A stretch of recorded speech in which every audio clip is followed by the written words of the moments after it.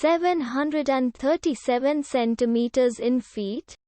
First of all, we need to know the value of 1 centimeter in feet.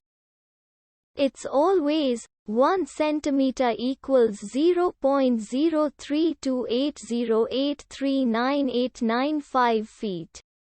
Now we have to multiply 0.03280839895 by 737.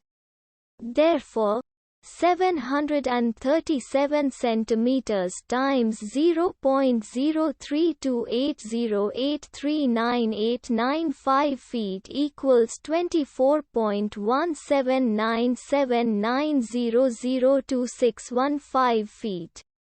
So, in other words, 737 centimeters equals 24.17979002615 feet. We hope you have enjoyed this video. Please like and subscribe to our channel for more videos like this.